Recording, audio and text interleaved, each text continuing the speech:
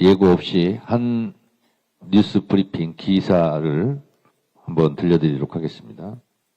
2009년 노무현 전 대통령 수사 당시 불거졌던 이른바 논두렁 시계 사건의 배후에 원세훈 국정원이 있었던 것으로 확인됐습니다. 국정원 적폐청산 TF는 당시 국정원이 검찰 수사팀의 중요한 사안이 아니니 언론에 망신 주기 용으로 흘리자고 말했다고 밝혔습니다. 또 KBS와 SBS 고위 관계자를 만나서 노 전 대통령 수사와 관련된 보도 요청을 했다고 덧붙였습니다. 안지영 기자가 보도합니다. 2009년 4월 20일 KBS는 노무현 전 대통령의 명품 시계 수수 의혹을 단독 보도합니다. 노무현 전 대통령 부부에게 2억 원 상당의 명품 시계를 선물한 것으로 드러났습니다. 당시는 노 전 대통령 뇌물수수 의혹에 대한 검찰 수사가 본격화하던 시점으로 노 전 대통령 소환 조사 8일 전입니다. 그런데 국정원이 KBS 보도가 나가기 하루 전 노 전 대통령 수사팀장인 이인규 당시 대검 중수부장을 만난 사실이 국정원 적폐청사 TF 조사 결과 드러났습니다.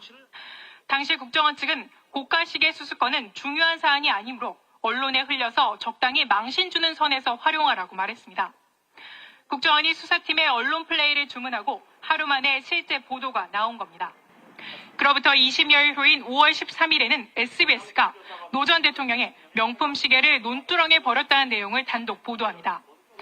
국정원 TF는 SBS 해당 기자를 조사한 결과 검찰에서 취재했다고 밝혔다고 전했습니다. 그런데 TF 조사 결과 국정원은 검찰의 언론 플레이만 주문한 것이 아니라 직접 언론사도 접촉해 부탁한 사실이 드러났습니다. 수사가 진행 중이던 4월 국정원 측은 SBS 사장을 만나 노 전 대통령 수사를 적극 보도해달라고 요청했습니다. 또 KBS 보도국장에게는 국정원 수사 개입 의혹권을 쓰지 말아달라고 부탁했습니다. TF 조사 결과 국정원 직원은 이 과정에서 KBS 보도국장에게 협조 명목으로 현금 200만 원을 집행했다고 진술했습니다. JTBC 보도 내용입니다. 노무현 대통령을 죽음으로 내몬 것은 무도한 검찰만이 아닙니다.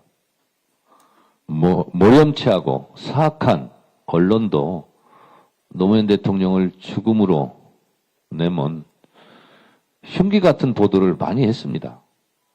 그 대표적인 것이 SBS 논두렁 시계 버렸다는 보도입니다.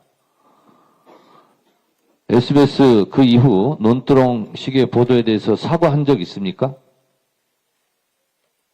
여기 SBS 혹시 와 계십니까? 대답 좀 해보세요. 이재명 대통령에 대한 그것이 알고 싶다 조폭 연루설 사실이 아닌 것으로 밝혀졌죠. 당연히 사과해야 되는 거 아닙니까? SBS에게 한마디 합니다. SBS, 당신들도 언론입니까? SBS, 당신들의 모렴치, 그것이 알고 싶다.